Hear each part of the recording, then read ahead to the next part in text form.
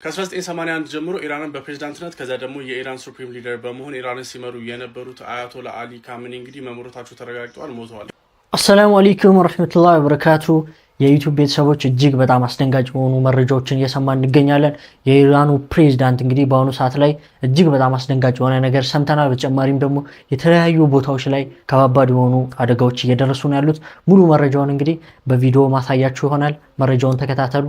ቪዲዮ ላይክ እና ቻናሉ ሰብስክራይብ እና እንደዚሁም ዱዓ ማድረጋችሁ እንዳረሱ። በተደጋጋሚ እየተጠየቁ ያለው ጥያቄ ምንድነው? የኢራኑ አያቶላ ኾሜኒ ጉዳይ ነው። በህይወት አሉ ወይስ የሉም የሚለው በተደጋጋሚ እየተጠየቁ ነው ያለውት። ፎር ሹር መመለስ የሚቻል ነገር አይደለም አሁን ላይ ባለው፣ ምክንያቱም በሁለቱም በኩል ኮንፍሊክቲንግ ስቶሪዎች እየተወሩ ነው። በእስራኤል በኩል እንግዲህ ተገለዋል የሚል ኮንፈርም የሚያደርግ ነገር ሳይሆን አሁን ያለው የአቶ ቢንያም ሞት የተናገሩት ምንድነው ለመሞታቸው የተወሰኑ ምልክቶችን እያየን ነው የሚል ነው እንጂ ስቲል እስራኤል እስከዛሬ ታደርገው እንደነበረው ፎር ሹር እርግጠኛ ሆና ተገለዋል ኦር ገለናቸዋል አላለችም እስራኤልን ብትሆን። ስለዚህ በእስራኤልም በኩል ያለው ነገር ሹር የሆነ ነገር አይደለም፣ 100% ሹር የሆነ ነገር ሳይሆን ምልክቶች እያየን ነው የሚል ጥርጣሬ እንዳለ ነው እንግዲህ በእስራኤል በኩል እየተነገረ ያለው። በኢራን በኩል ያለው ግን 100% ሹር ነን በህይወት አሉ የሚል ነው። በህይወት አሉ፣ ሴፍ እና ሳውንድ ሆነው አንዲስክሎዝድ የሆነ ሎኬሽን ላይ አሉ ነው የተባለው።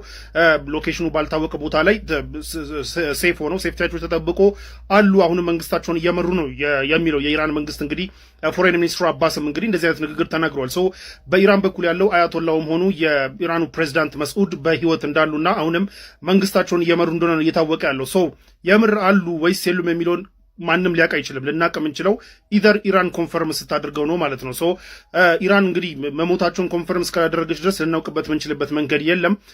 እንደምታውቁት እስራኤል ከዚህ በፊት ታደርጋቸው በነበሩ የግድያ ሙከራዎች ላይ ብዙ ሰዎች ሞቱ ኦር ገለናቸዋል ካሉ በኋላ እንኳን ከወራት በኋላ እንኳን በህይወት ሲታዩ የምናይበት ሁኔታዎች አሉ። ስለዚህ አያቶላው እንግዲህ ዊዝን ዘ ካሚንግ ዴይስ በሚመጡት የተወሰኑ ቀናቶች ውስጥ አሉ ወይስ የሉም የሚለውን ፎር ሹር የሚታወቅ ይሆናል። አሁን ባለበት ሁኔታ ግን በእስራኤል በኩል ላለመኖራቸው ጥርጣሬ ያለ ሲሆን፣ በኢራን በኩል ግን ለመኖራቸው 100% ሹር ነን ነው እየተባለ ያለው። ሰው አገስ ዊልሲ የግድያ ሙከራ ተደርጎባቸው የነበሩት የኢራኑ አያቶላ ኾሜኒ ከደቂቃዎች በኋላ የመጀመሪያውን ስፒች ያደርጋሉ ተብሎ እየተጠበቀ ነው ያለው። እንደምታውቁት እንግዲህ ዛሬ ግድያ ሙከራ ተደርጎባቸው ነበረ፣ ሞተዋል ተብሎ እየተወራ የነበረ ቢሆንም ከደቂቃዎች በኋላ ስፒች ሊያደርጉ እንደሆነ ታውቋል። ፕሮባብሊ ፕሪ ሪከርድድ ስፒች ነው ሊሆን የሚችለው፣ ቀድሞ የተዘጋጀ ስፒች ነው ሊሆን የሚችለው እንጂ በዚህ አደገኛ ሰዓት ፐብሊክ ይወጣሉ ተብሎ አይጠበቅም። ነገር ግን ምን አይነት ንግግር ሊያደርጉ ነው የሚለው ዓለም እየጠበቀው ነው ያለው። ምናልባት በኢራን የሚደገፉትን ሚሊሻዎች ራሳቸውን ወደ ጦርነት እንዲያስገቡ ጥሪ ሊያደርጉ ይችላሉ ወይ ተብሎ እየተፈራ ነው ያለው።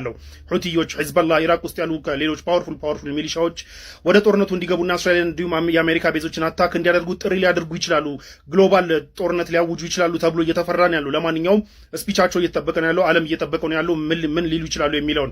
ኢን ዘ ሚን ታይም ኢራን አሁንም አናዘር ዌቭ ኦፍ ባሊስቲክ ሚሳይሎች ወደ ሚድል ኢስት ሀገራቶች ልካለች። እኛ እዚህ ፏፈሽ እያለን እያፈጠርን ባለንበት ሰዓት ሚድል ኢስት ላይ ግን ከባባድ ፍንዳታዎች አሁንም መሰማታቸውን ቀጥለዋል። ኢራን ናት ኤኒ ታይም ሱን የምታቆም እየሆነች አይደለችም። ለማንኛውም አያቶላው ምን አይነት ስፒች ያደርጋሉ የሚለው ግን ዓለም በሙሉ እየጠበቀው ነው ያለው።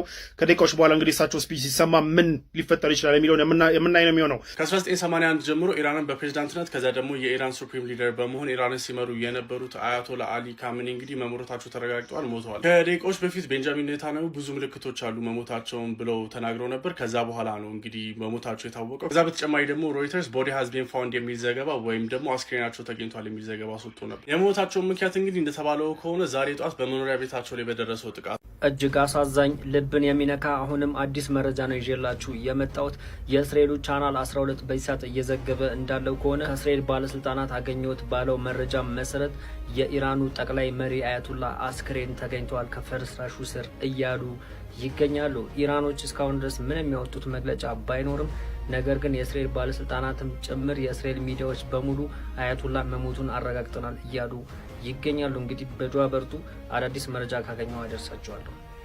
እነ ሮይተርስ እና አልጀዚራን ጨምሮ የተለያዩ ሚዲያዎች የአያቶላ አሊ ኻሜኒ ህይወታቸው ማለፉን በሰፊው እየዘገቡ ይገኛሉ። በዚህ ሰዓትም ሰበር የተባሉ መረጃዎች በሰፊው የተሰራጩ የሚገኙ ሲሆን የእስራኤሉ ጠቅላይ ሚኒስትር ቤንያሚን ኔታንያሁ አያቶላ አሊ ኻሜኒ መገደላቸውን የሚያሳዩ የተለያዩ ምልክቶች ደርሰውኛል የሚል መግለጫን መስጠታቸውን ተከትሎ እነዚህ ሚዲያዎች በሰፊው በብሬኪንግ ኒውስ አያቶላ መገደላቸውን ገልጸዋል። ታዲያ ይህ ጉዳይ እስካሁን በኢራን በኩል ያልተረጋገጠ የተረጋገጠ ሲሆን የኢራን መከላከያ ሚኒስትር አሚን ናሲር ዚዳ መገደላቸውን እንደዚሁም ደግሞ የጦር ኃይሉ ከፍተኛ ኮማንደር የሆኑት መሐመድ ፓክፑርም እንደዚሁ እንደተገደሉ መረጃዎች ያሳያሉ ሲል ሮይተርስ ይዞት ከወጣው መረጃ ላይ ተመልክቻለሁ። ደግሞ የኢራን ሚሊተሪ ምንጮች በዱባይ ላይ ቀልዳቸውን ቀጥለዋል። በዱባይ ሆቴሎች በጣም ውድ ስለሆኑ ይህንን ውድነት ለመቀነስ በዱባይ ላይ ጥቃት ፈጽመናል።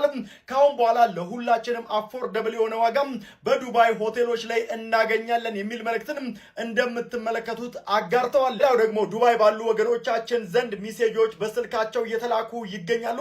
ዩናይትድ አረብ ኤምሬት የእናንተን ደህንነት ለመጠበቅ ቀን ከሌት እየሰራች ትገኛለች። ስለዚህ ከቤት ባለመውጣት ደህንነታችሁን መጠበቅ ትችላላችሁ የሚል መልእክት እንደምትመለከቱት በሜሴጅ ተልኳል። ኢራን አለማየቷቸው የማያውቁ አዳዲስና ዘመናዊ የጦር መሳሪያዎችን ይፋ ታደርጋለች ሲሉ የኢራን አብዮታዊ ዘብ ከፍተኛ አማካሪ ጀነራል የሆኑት ጀነራል ኢብራሂም ጃብሪ ገልጸዋል።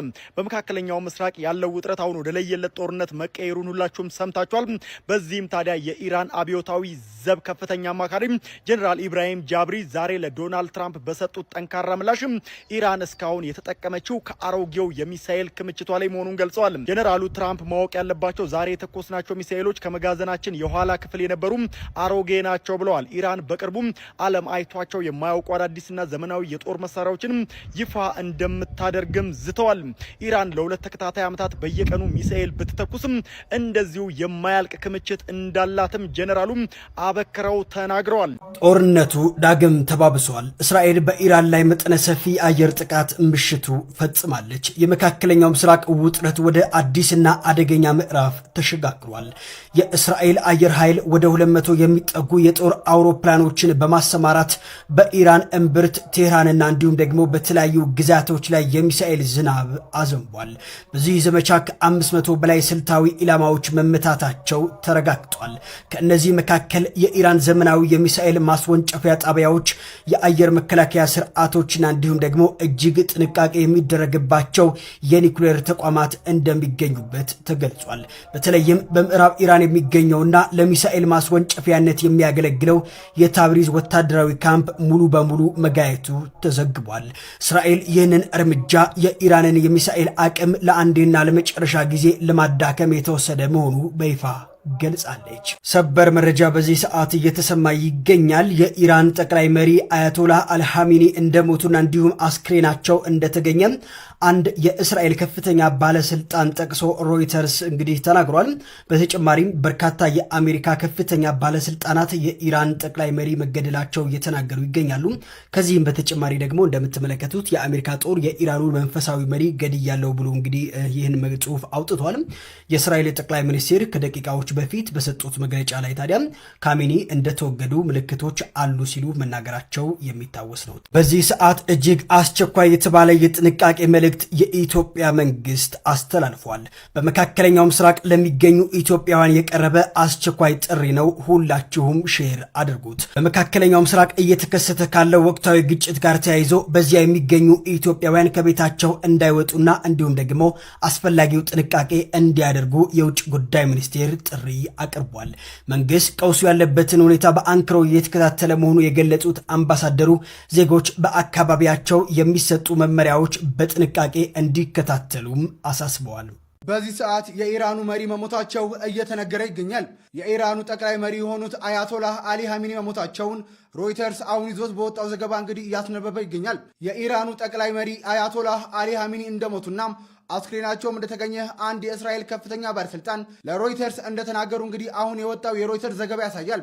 የእስራኤሉ ጠቅላይ ሚኒስትር ቤንጃሚን ኔታንያሁ ከደቂቃዎች በፊት በሰጡት መግለጫ ላይ ካሜኒ እንደሞቱ ምልክቶች አሉ በማለት በድፍረት ተናግረዋል። በጉዳዩ ላይ እንግዲህ እስካሁን ድረስ በኢራን በኩል ምንም የተባለ ነገር የለም። በጉዳዩ ላይ አዲስ መረጃ ካለ የማደርሳቸው ይሆናል። የፕላስ ምልክቷን እየነካችሁ ፎሎ ያድርጉም። ሰበር ዜና፣ ኢራን የተፈራውን አደገኛ ውሳኔ ወሰነች። ኢራን የሆርሙዝ የባህር መስመርን መዝጋቷን አስታወቀች። ይህም የኢራን አደገኛ ውሳኔ በዓለም አቀፍ ደረጃ ከፍተኛ ቀውስ ያስከትላል ተብሎ እየተፈራም ይገኛል። የኢራን አብዮታዊ ዘበኛ የንግድ መርከቦችም የሆርሙዝን መስመር ማለፍ መከልከሉን ተከትሎ በአሁኑ ሰዓት በባህረ ሰላጤው የሚገኙ ሁሉም የነዳጅ ጫኝ መርከቦች እንቅስቃሴያቸውን አቁመው ባሉበት ቆመዋል። ይህም መስመር የዓለማችን 20% የሚሆነውን የነዳጅ አቅርቦት የሚያልፍበት የዓለማችን የልብ ትርታ የሆነ ወሳኝ የባህር መስመር ነው። ታዲያ ይህ መስመር መዘጋቱም የነዳጅ ዋጋ በዓለም አቀፍ ደረጃ በከፍተኛ ሁኔታ እንዲጨምር ሊያደርግ እንደሚችል ባለሙያዎች ከወዲሁ እየተናገሩ ይገኛሉ። በጉዳዩ ላይ አዳዲስ መረጃዎችን እየተከታተልኩ አደርሳችኋለሁ። የፕላስ ምልክቷን እየነካችሁ ፎሎ ያድርጉም።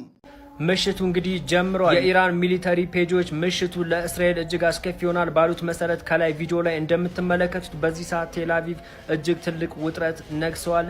የኢራን ሚሳኤሎች ወደ እስራኤል ወደ አቅጣጫው ሁሉ እየጎረፉ ይገኛሉ። እስራኤልም እየተሯሯጠች ትገኛለች። እነዚህን ሚሳኤሎች ለመመከት እንግዲህ የሚመጣ አዳዲስ መረጃ ካለ አደርሳችኋለሁ። በደም ሼር፣ ኮፒ ሊንክ፣ ሪፖስት እያደረጋችሁ አዳርሱት። ከወደ ቴልአቪቭ አዳዲስ እጅግ አስገራሚ የተባለ መረጃዎች እየወጡ ይገኛሉ። ከላይ በምስሉ ላይ እንደምትመለከቱት በርካታ የእስራኤል ሚኒስተሮች ከነ ሙሉ ቤተሰቦቻቸው ከመሬት ስር ወደ ተዘጋጀላቸው መጠለያ ወይም ደግሞ ጊዜያዊ መደበቂያ እንዲገቡ እንደተደረገ እየተነገረ ይገኛል። ይህም አስገራሚ እየተባለ ይገኛል። ይህም የሆነው የኢራንን ሚሳኤሎች ሽሽት ነው። በሌላኛው አስገራሚ ቪዲዮ ብዙ ሰው እየተነጋገረበት ያለ ቪዲዮ አለ። እንግዲህ ስለ ቪዲዮ እነግራችሁና ከዛ ቪዲዮ እጋብዛችኋለሁ። በባህሬን የሚገኘው የአሜሪካ የጦር ሰፈር ሲመታ የዛው የባህሬን ዜጎች ሲጨፍሩ ወይም ሲደሰቱ ያሳያል። አንድ ቪዲዮን ልጋብዛችሁና በደንብ ሼር፣ ኮፒ ሊንክ፣ ሪፖስት እያደረጋችሁ አዳርሱት። በሌላ መረጃ እንገናኛለን።